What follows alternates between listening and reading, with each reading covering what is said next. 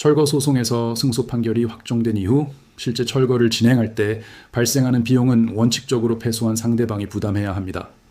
판결문에 건물 철거 및 원상복구 명령이 포함되어 있다면 그 철거에 필요한 비용 역시 상대방이 책임지는 것이 법적 구조입니다.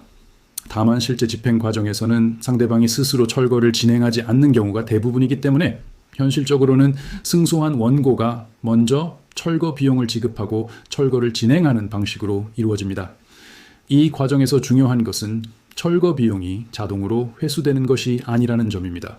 철거 견적서, 시공계약서, 세금 계산서, 영수증 등 실제 지출된 비용을 입증할 수 있는 자료를 확보해야 하고 이를 근거로 법원에 집행비용액 확정 신청을 별도로 진행해야 합니다. 법원이 비용의 적정성을 인정하면 그 금액이 확정된 채권으로 인정되고 이를 근거로 상대방에게 비용을 청구할 수 있는 상태가 됩니다. 절차를 모르면 비용을 지출하고도 회수하지 못하는 상황이 발생할 수 있어 당황스럽게 느껴질 수 있습니다. 법률사무소 아신에서는 철거 소송을 진행할 때 판결 이후 실제 집행까지 이어지는 흐름을 기준으로 사건을 검토해 왔습니다.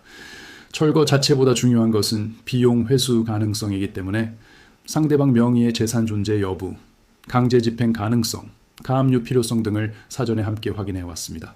판결문을 받는 것과 실제로 비용을 회수하는 것은 전혀 다른 단계이기 때문에 집행을 기준으로 사건을 준비하는 것이 중요합니다. 만약 집행 비용액이 확정되었는데도 상대방이 이를 지급하지 않는 경우에는 해당 금액을 근거로 통장 압류, 부동산 압류, 급여 압류 등의 강제 집행 절차를 다시 진행할 수 있습니다. 즉, 철거 비용 역시 하나의 집행 가능한 채권이 되는 구조입니다.